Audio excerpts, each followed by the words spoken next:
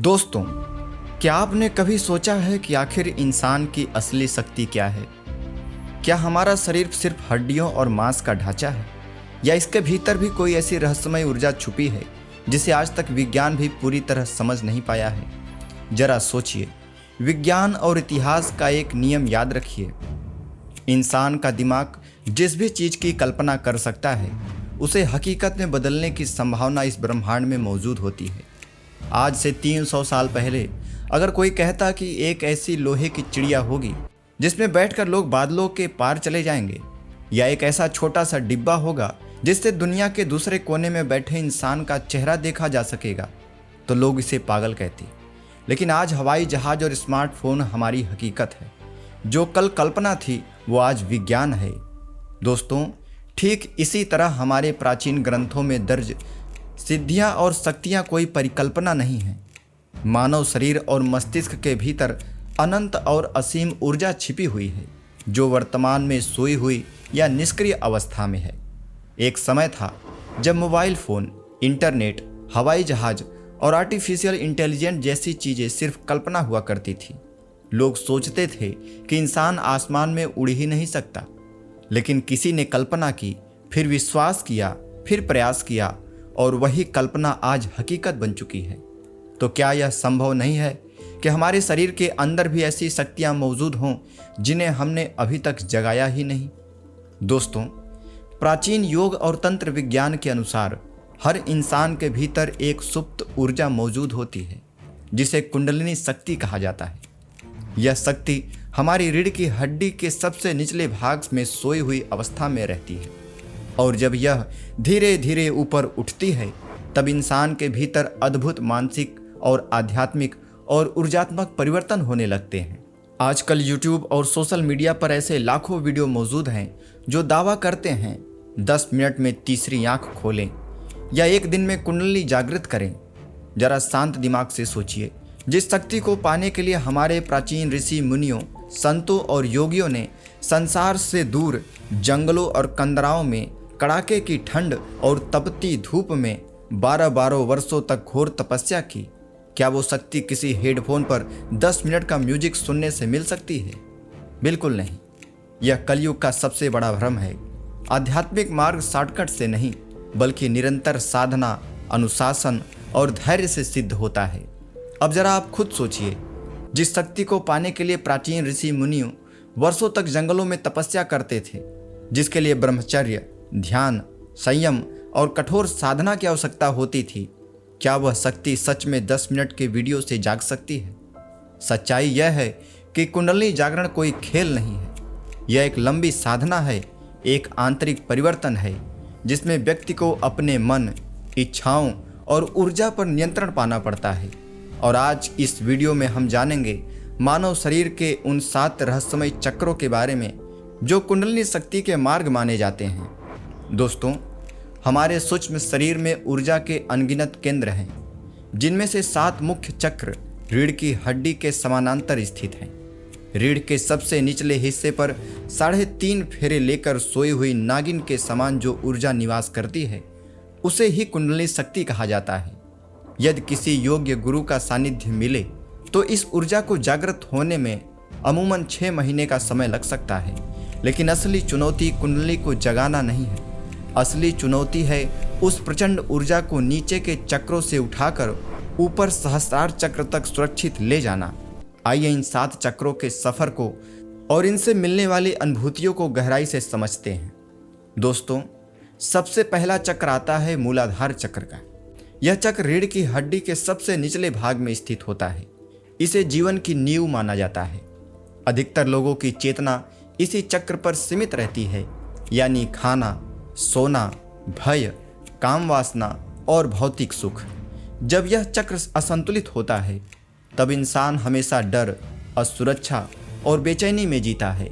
लेकिन जब यह जागृत होने लगता है, तब व्यक्ति के अंदर अद्भुत स्थिरता, साहस और आत्मविश्वास आने लगता है।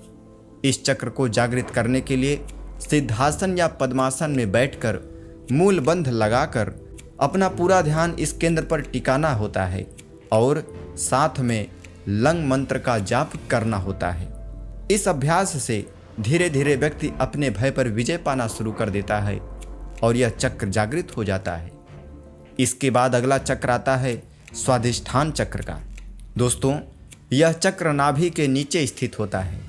यह हमारी भावनाओं, इच्छाओं और क्रिएटिविटी का केंद्र माना जाता है।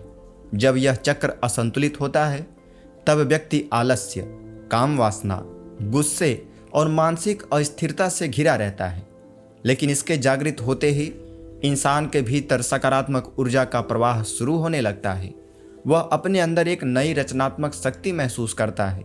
उसकी सोच बदलने लगती है, उसकी भावनाएं नियंत्रित होने लगती हैं।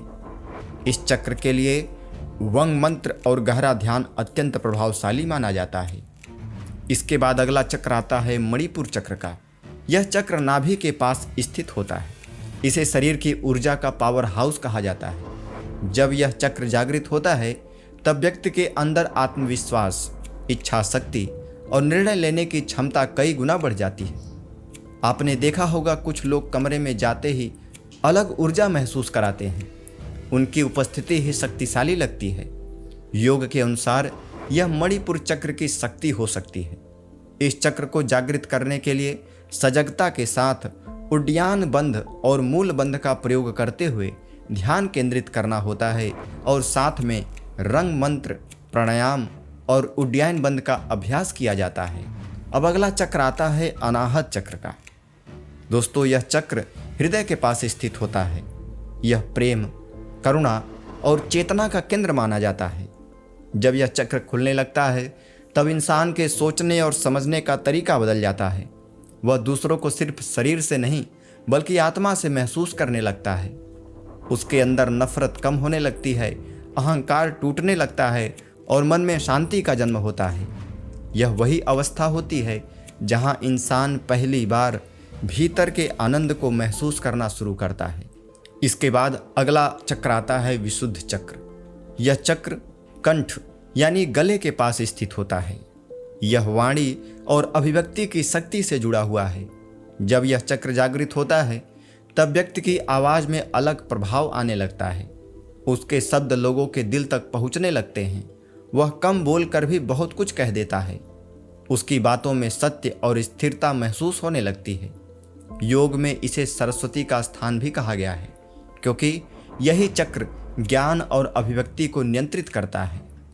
इस चक्र को एक्टिव करने के लिए ध्यान के साथ साथ जालंधर बंध यानी ठुड्डी को छाती से सटाना, इसका प्रयोग किया जाता है। इसके बाद आता है अगला चक्र आज्ञा चक्र। दोस्तों, यह सबसे रहस्यमय चक्र आज्ञा चक्र है, जिसे तीसरी आंख भी कहा जाता है। यह दोनों भवों के बीच में स्थित होता है और योग विज्ञान के अनुसार यह हमारी अंतर्ज्ञान शक्ति यानी इंट्यूशन का केंद्र है। जब यह चक्र सक्रिय होने लगता है तब व्यक्ति की चेतना सामान्य सोच से ऊपर उठने लगती है। उसे कई चीजें पहले से महसूस होने लगती हैं। उसकी समझ गहरी हो जाती है। कई लोग इसे पीनियल ग्लैंड से जोड़ते हैं। हालांकि विज्ञान अभी भी इसकी पूर्ण शक्ति को समझने की कोशिश कर रहा है, लेकिन ध्यान की गहरी अवस्था में बहुत से साधकों ने इस चक्र की अद्भुत अनुभूतियां महसूस की हैं। इस चक्र के एक्टिव करने के लिए ध्यान के तीनों बंधों महाबंध, मूल बंध, उड्डयन बंध और जालंधर बंध के साथ भृगुटी पर ध्यान केंद्रित करना होता है और साथ में ओम मंत्र का उच्चारण करना होता है। इसके निरंतर अभ्यास से आज्ञा चक्र एक्टिव होने लगता है। अब आता है अंतिम चक्र सहस्त्रार चक्र। दोस्तों, यह 7वां और अंतिम चक्र है। सिर के सबसे ऊपरी भाग में स्थित। योग के अनुसार जब कुंडली शक्ति यहाँ तक पहुँचती है तब व्यक्ति की चेतना ब्रह्मांडीय चेतना से जुड़ने लगती है। उसे जीवन और मृत्यु का भय समाप्त होने लगता है। वह भीतर से पूर्ण शांति और आनंद महसूस करता है। लेकिन दोस्तों, यह अवस्था अत्यंत दुर्लभ मानी जाती है। लाखों लोगों में शायद कोई एक व्यक्ति ही इस अनुभव तक पहुंच पाता है, क्योंकि इसके लिए सिर्फ ध्यान ही नहीं बल्कि पूर्ण अनुशासन, संयम, शुद्ध विचार और वर्षों की साधना चाहिए होती है। पर अब सवाल आता है, क्या सच में चक्र जागृत किए जा सकते हैं? इस सवाल का जवाब बहुत गहरा है। हो सकता है कुछ बातें प्रतीकात्मक हों, कुछ आध्यात्मिक अनुभव हों, लेकिन एक बात निश्चित है, ध्यान, प्राणायाम और आत्म अनुशासन इंसान के मन और शरीर पर गहरा प्रभाव डालते हैं। जब आप नियमित मेडिटेशन करते हैं तो आप खुद महसूस करते हैं कि आपकी सोच बदल रही है, आपका मन शांत हो रहा है और आपके भीतर नई ऊर्जा जन्म ले रही है। शायद यही इन प्राचीन विद्याओं का वास्तविक उद्देश्य था। एक कड़वा सच यह भी है कि सहस्त्रार चक्र पर पहुंचने के बाद मनुष्य चमत्कारों या शक्तियों के प्रदर्शन के ढोंग से बहुत ऊपर उठ जाता है। उसे सांसारिक वाहवाही या दिखावे से कोई सरोकार नहीं रह जाता, वह स्वयं ब्रह्ममय हो जाता है। शास्त्रों के अनुसार कुंडलिनी और चक्रों को जागृत करने के लिए मुख्य 3 मार्ग बताए गए हैं। सबसे पहला मार्ग है योग मार्ग। अष्टांग योग, प्राणायाम, बंध और मुद्राओं के निरंतर शारीरिक व मानसिक अभ्यास द्वारा ऊर्जा को ऊपर उठाना ही योग मार्ग द्वारा कुंडली शक्ति को जागृत करना है। इसके बाद दूसरा मार्ग आता है मंत्र मार्ग। मंत्र मार्ग में गुरु द्वारा दिए गए विशिष्ट बीज मंत्रों के सटीक उच्चारण और ध्वनि तरंगों के माध्यम से चक्रों को स्पंदित यानी वाइब्रेट किया जाता है।